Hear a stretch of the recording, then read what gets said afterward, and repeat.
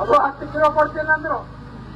ನಾ ಕೇಳಿದ ವಿಧಾನಸೌಧದಾಗ ಸಿದ್ದರಾಮಯ್ಯ ಸಾಹೇಬ್ರೆ, ತಾವು 10 ಕಿಲೋ ನಿಮ್ಗೆ ಅಕ್ಕಿ ಕೊಡ್ತೀನಿ ಅಂದಿದ್ರು. ಸೆಂಟ್ರಲ್ ಬಿಟ್ಟು ಮೋದಿ ಅವ್ರು ಕೊಟ್ಟಿದ್ದು 5 ಕಿಲೋ ಬಿಟ್ಟು ಕೊಡ್ಬೇಕಾಗಿಲ್ಲ. ಅದು ಸೇರಿಸಿ 10 ಕಿಲೋ ಆಯ್ತು ನೋಡಿ ಮಧ್ಯಾಹ್ನ ಹೋಗ್ತ. ಅಲ್ಲಿಂದ ಕರೆಂಟ್ ಏನ್ ಹೇಳಿದ್ರು, ಕರೆಂಟ್ ಎಲ್ಲ ಫ್ರೀ, ಕಾಕಾ ಸಾಬ್ ಫ್ರೀ, ಎಲ್ಲ ಕರೆಂಟ್ ಫ್ರೀ ಆಯ್ತಾ? 100 ಇನ್ನೂರು ಯಾಕೆ ಮಾಡಿದ್ರಪ್ಪ? ಫ್ರಿಜ್ ಇರಬಾರ್ದು, ಟಿವಿ ಇರಬಾರ್ದು, ಎಲ್ಲ ಚಾಲು ಆಯ್ತಲ್ಲ ನಾಟಕ. ಅದು ನಾವ್ ಯಾವ ಹೇಳ್ತಿದ್ವ, DK ಶಿವಕುಮಾರ್ ಮಾಮನ ಮನೆಗೆ ಹೋಗ್ಲಿಕ್ಕೆ ಫ್ರೀ, ಕಾಕರ ಮನೆಗೆ ಹೋಗ್ಲಿಕ್ಕೆ ಮನೆಗೆ ಹೋಗ್ಲಿಕ್ಕೆ ಫ್ರೀ ಫ್ರೀ ಫ್ರೀ ಫ್ರೀ ಅಂದು ಕೆಲಸ ಏನೂ ಇಲ್ಲ. 2,88,000 ಸರ್ಕಾರಿ ಖಾಲಿ ಉದ್ಯೋಗ ಈ ರಾಜ್ಯ ಎಷ್ಟವು? 1 ಲಕ್ಷ ಹುದ್ದೆ ನಿಗಮ ಮಂಡಳಿಗಳಲ್ಲಿ ನೌಕರಿ ಖಾಲಿ ಅದಾವು. ಜನರಿಗೆ ಉದ್ಯೋಗ ಬೇಕೋ ಏನೋ ಫ್ರೀ ಅಕ್ಕಿ ಬೇಕೋ?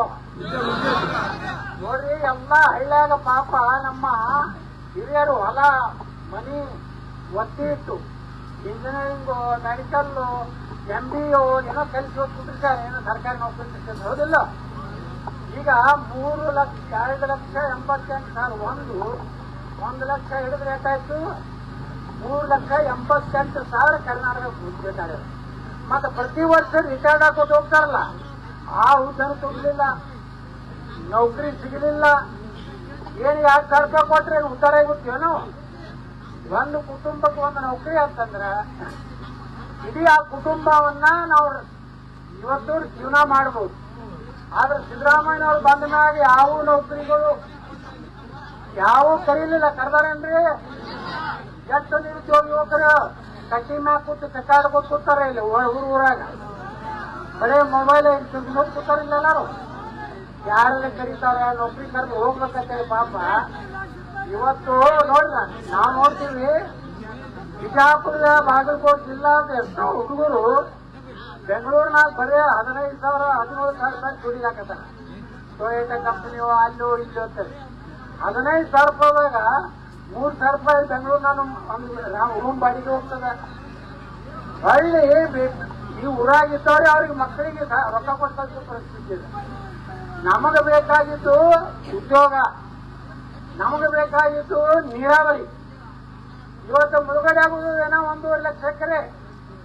ನಾ ಮೊನ್ನೆ ಸಿದ್ದರಾಮಯ್ಯನವ್ರಿಗೆ ಬಜೆಟ್ ಆದ್ಮೇಲೆ ಹೇಳಿದೆ, ಸಿದ್ದರಾಮಯ್ಯನವ್ರಿಗೆ ಈಗ ನೀವೊಂದು ಸರ್ಕಾರಿ ನೌಕರದಾರ ಪಗಾರ ಕೊಡ್ಲಾಕ ಸಾಲ ತೆಗಿಲಕತ್ತೀರಿ. ಎಷ್ಟು ತೆಗಿಲಕತ್ತೀರಿ? 1,16,000 ಕೋಟಿ ರೂಪಾಯಿ ಸಾಲ ಈ ಸಲ. ನಾ ಸಿದ್ದರಾಮಯ್ಯನವ್ರಿಗೆ ಹೇಳಿದೆ, ಮುಖ್ಯಮಂತ್ರಿಗಳೇ ದಯವಿಟ್ಟು 1,00,000 ಕೋಟಿ ರೂಪಾಯಿ ಸಾಲ ತೆಗಿ.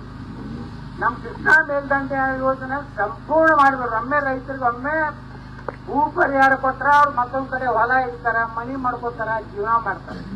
ಆಗ ನೀವು ಕಂತು 3 ವರ್ಷ ಕೊಡೋರತ್ತ. ಆ 3 ವರ್ಷನಾಗ ರೈತನ ಪರಿಸ್ಥಿತಿ ಏನಾಗ್ತದೆ, ಆ ಜಮೀನು ಎಲ್ಲರೂ ತಗೋಬೇಕಂದ್ರೆ ಅದ್ರ ರೇಟ್ ಏನಾಗ್ತದೆ. ಈ ರೀತಿ ರಾಜ್ಯದಲ್ಲಿ ಸಂಪೂರ್ಣ ದಿವಾಳಿ ಆಗ್ಯದ. ಸರ್ಕಾರಿ ನೌಕರದಾರ ಪಗಾರ ಆಗಿಲ್ಲ, ನಮ್ಮ KSRTC ನೌಕರದಾರ ಪಗಾರ ಆಗಿಲ್ಲ, ಯಾರಿಗೂ ಸಹ. ಇವತ್ತು ನೋಡ್ರಿ, ಇವತ್ತು ಕಾಂಟ್ರಾಕ್ಟರ್ಗಳು ಅಂದ್ರೆ ಯಾರಪ್ಪ? ಬಹಳ ದೊಡ್ಡವರಲ್ಲಿ ಇರ್ಬೇಕು.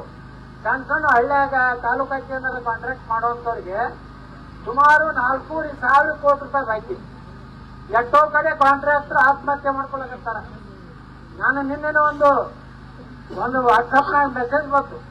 ಅದು ಯಾವುದೋ ಇಲ್ಲಿ ಕರ್ನಾಟಕದಾಗ ಯಾವುದೋ 1,000 ಕೋಟಿ ರೂಪಾಯಿ ಬಂದು ಇಲ್ಲೇ ಬಾಗಲಕೋಟೆ ಕೆಲಸ ಮಾಡಿ ಆಗ್ತವ್ರು 10 ಮಂದಿ. ಅವ್ರು ಬಿಲ್ ಆಗಿಲ್ಲ. ಮೊನ್ನೆ ಒಬ್ಬ ದೊಡ್ಡ ಕಾಂಟ್ರಾಕ್ಟರ್ ಹೇಳ್ತಿದ್ದ 500 ಕೋಟಿ ರೂಪಾಯಿ ಒಂದು ಬಿಲ್ ಆಗ್ಬೇಕಾಗಿತ್ತು ಅಂತ 5 ಕೋಟಿ ಕೊಟ್ಟಾರ. ಅಂದ್ರ ಸಣ್ಣ ಕಾಂಟ್ರಾಕ್ಟರ್ ಒಂದು 10 ಮಂದಿ ನನಗ ಒಂದು ಮನವಿ ಕಳಿಸಿದ್ರು. ಏನಪ್ಪಾ ಅಂದ್ರೆ, ನಮ್ಗ ಬಿಲ್ ಆಗ್ಲಾರ್ದಕ್ಕ ನಮ್ಮ ಮನ್ಯಾನ ನಮ್ಮ ಹೆಂಡತಿ ತಾಳಿ ಬಿಟ್ಟು ಎಲ್ಲ ಮಾರಿ ಮಾಡ್ಕೊಂಡಿವಿ. ನಾವಿನ್ನ ಆತ್ಮಹತ್ಯೆ ಒಂದೇ ನಮ್ಮ ಮುಂದೆ ಇರುವುದು. ನಾವು DK ಶಿವಕುಮಾರ್ ಹೆಸರ್ಲಿ, ಕೃಷ್ಣಾ ಭಾಗದಲ್ಲಿ MD ಹೆಸರ್ಲಿ ಅವ್ರ ಹೆಸರು ಬರೆದು ಇವತ್ತು ನಾವು ಆತ್ಮಹತ್ಯೆ ಮಾಡ್ಕೊತೀವಿ ಅಂತ ಪರಿಸ್ಥಿತಿ ರಾಜ್ಯದಾಗ ಬಂದ.